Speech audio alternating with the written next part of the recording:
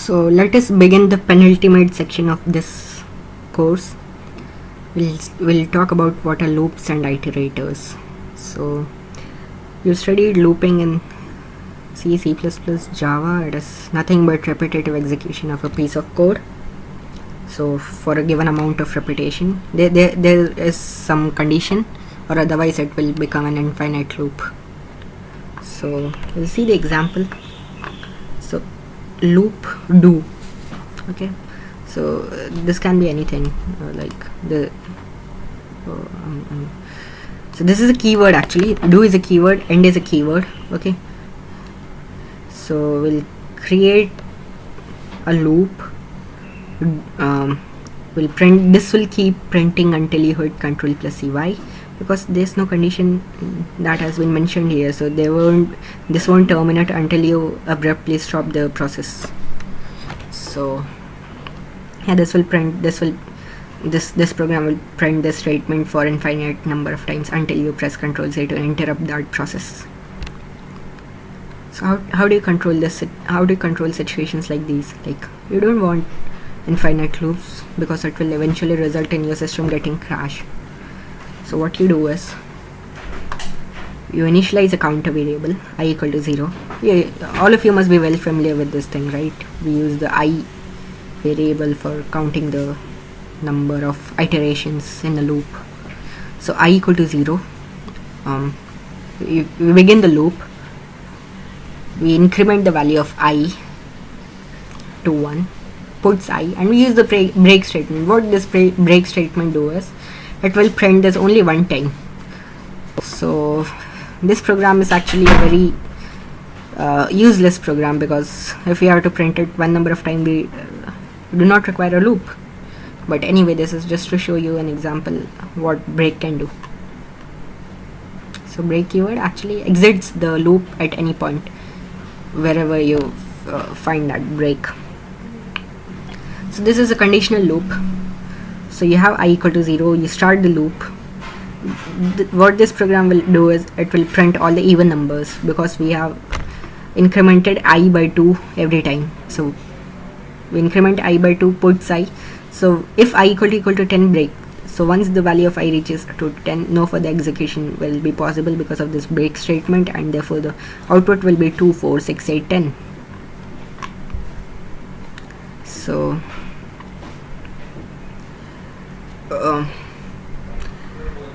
in C, C++, Java, we have this keyword known as continue. So the counterpart of that continue keyword is next. So we'll skip. Okay, so in this example, we'll skip the value 4. Okay, and we'll print the rest of the even numbers, so till 10, because after 10 the break statement will be executed. So next is the counterpart of continue keyword. We have this while loop. While loop is similar to what we have studied till now. You need not have parentheses. You do not have parentheses in Ruby, but make sure that the code is indented properly, so that you get an idea about, for the visual understanding of the code, it is very important. I really focus upon the indentation of the code. So yeah, so while x greater than equal to 0, put x equal to x minus 1, puts done. So we have taken a value x, say suppose it is 10. So while the value is greater than equal to 0, it will decrement a value, so 10, 9, 8, 7. So it's a countdown program.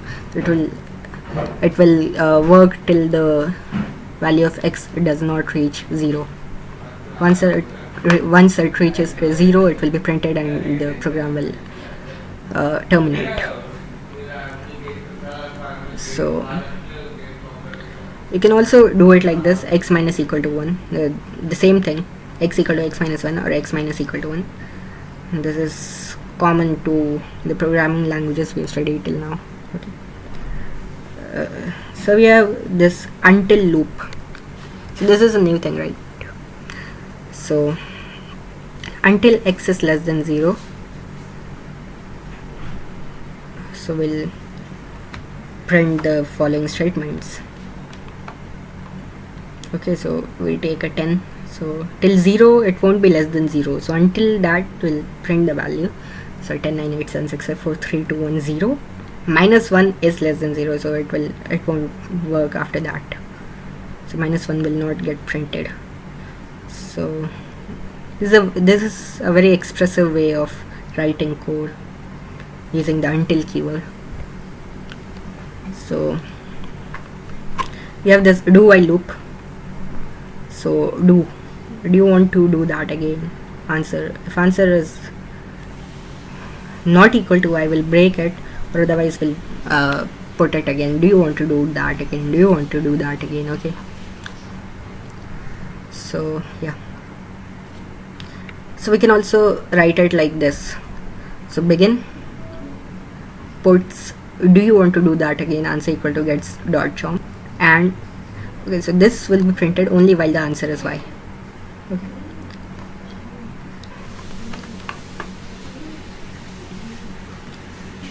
So we'll see what are the for statements. So for I in 1 dot dot x, so dot dot is used to represent the range of the for loop. So x has been taken in from the user, and sorry for that. So for I equal to, say if the user inputs 4, so for I in 1 dot dot 4, so puts I, so 1 2 3 4 will be printed. Okay, so x equal to 1 2 3 4 5. So for I in x, so it will print this 1 2 3 4 5 until all the elements are traversed. So conditionals within loop. So while x less than equal to 10, if x dot odd, so dot odd question mark is a it is a method, so it will check if the number is odd or not. If it is odd, will print it, otherwise will increment the value by 1. Okay, so yeah.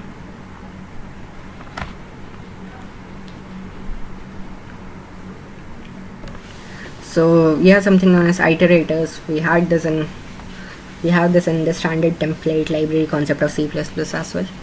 I would recommend you to brush that concept and then come again here. Iterators are methods that naturally loop over a given set of data and allow you to operate on each element in the collection.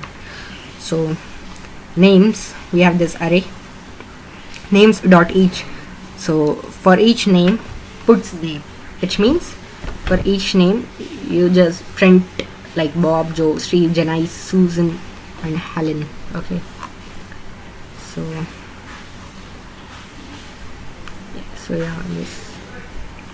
So what this program will do is puts names dot each do name. So what this will do is it will print the names along with the serial number, because x equal to 1 we are printing 1 2 3 4 5, so like that. So x will be incremented every time as well. Recursion, we all know what recursion is. Recursion is nothing but function calling, method calling itself as recursion. So suppose we have this method known as doubler. So this will multiply the value by 2. Okay, so we can do it, what we can do it is doubler 2, so this will return 4, doubler 4, this will return 8. Rather we can use recursion. By using recursion we can do it put start if start's less than 10. So start is the value that we wherever we want to start with. Say if we want to start with 1, so 1 will be passed as an argument, 2 will be passed as an argument, so like that. So put start if start less than 10, doubler start into 2, so till start is less than 10. So say suppose doubler 2. Okay, so 2 will be printed, 4 will be printed, 8 will be printed. Now 8 is less than 10, so 16 will be printed, but 16 is not less than 10, so this will terminate. So that's it, that's recursion. So write a while loop that takes input from the user, performs an action and only stops when the user types stop. Each loop can get some info from the user. Okay, so I want you to do this program as well as this program. Write a method that counts down to 0 using recursions. So yeah, that's it from the looping section, and in the next video we'll study what are arrays.